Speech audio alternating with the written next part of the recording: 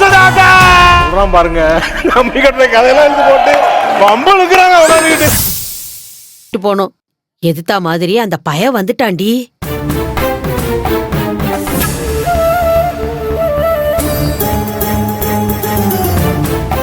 நம்ம பொண்ண நம்ப வச்சு ஏமாத்தனானே அவன்தான். அவனை பார்த்ததும் தான் இவளுக்கு வலிப்பே வந்துருச்சு.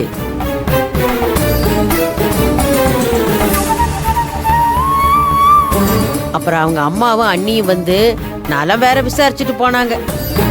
இந்த கூத்தெல்லாம் வேற நடந்திருக்கா? இங்கிட்ட யாருமே எதுவுமே சொல்ல. இதெல்லாம் ஓ ஏற்பாடு தானா? குடும்பத்தோட வந்து என் புள்ளைய பலி கொடுக்கணும்னு முடிவு பண்ணிட்டீங்களா?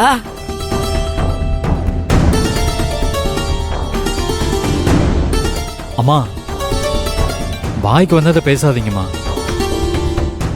அவங்களே ஸ்ருதி நிலைமையை பார்த்து தான் வந்தாங்க.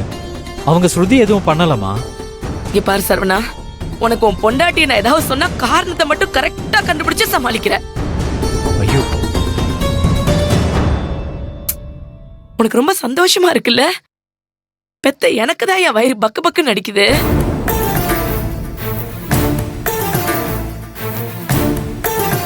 பாரு, பண்றதை எல்லாம் பண்ணிட்டு எதுவுமே தெரியாத மாதிரி நிக்கிறத பாரு.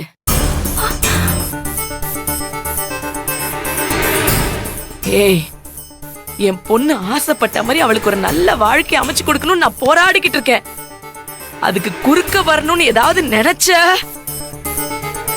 அம்மா, என்னம்மா நீங்க? என்னப்பா என்ன அம்மா அம்மான்னு குத்த செஞ்ச மாதிரி ஏன் கேட்டிய வர? தப்ப செஞ்சதெல்லாம் அவ. அம்மா நான் கிடைச்சேனா உனக்கு? ஆஹா, இல்லம்மா. அந்த பையனை பார்த்துட்டு பிட்ஸ் வந்து கஷ்டப்பட்டிருக்கா. அத பத்தி கேட்காம எதுக்கு கெடுத்தாலும் அம்மா அம்மான்னு என்னைய எச்சரிக்கிற?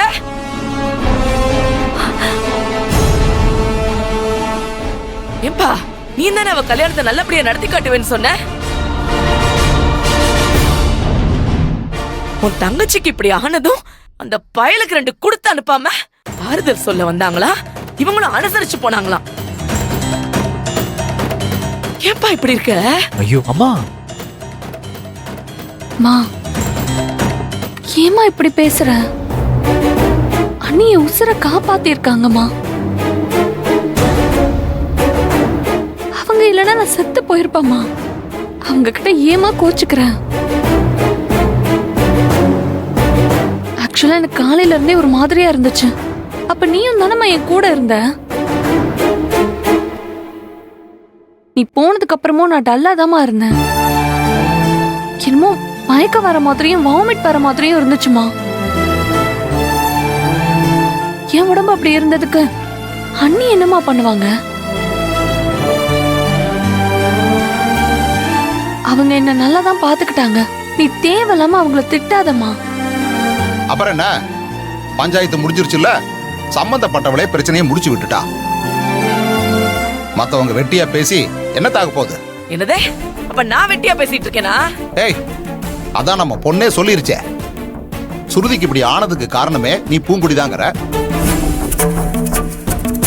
நம்ம பொண்ணு பொழைச்சதுக்கு காரணம் பூங்குடிதான்னு சொல்லுது. நீ வீட்ல இல்ல, இங்க இருந்த எல்லாருக்கும் என்ன நடந்துச்சுன்னு தெரியும். அப்புறமும் வந்ததுல இருந்து நீ பூங்குடி மேலேயே பழிய போட்டா என்ன அர்த்தம்?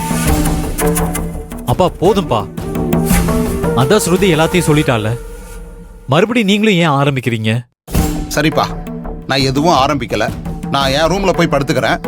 நீங்களும் அவங்க உங்க ரூமுக்கு போங்க. போங்க. வா ஸ்ருதினி. வா.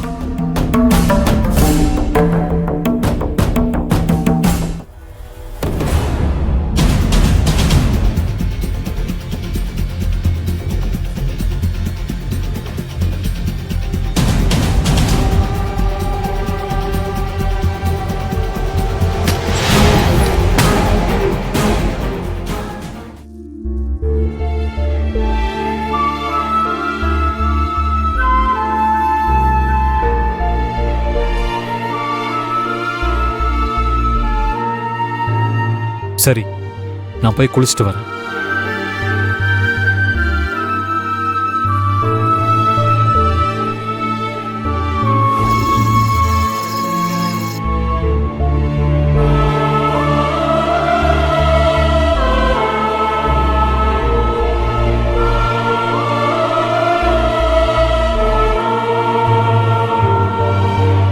என்ன பூங்குடி, அம்மா பேசினதே நினைச்சிட்டு இருக்கியா? சரி, அதை விடு. ஆஸ்பத்திரியிலேருந்து வந்திருக்கேன், போய் குளிச்சுட்டு வா. பூங்குடி, என்ன ஆச்சு? ஏன் ஒரு மாதிரி இருக்க? வேற ஏதாவது பிரச்சனையா?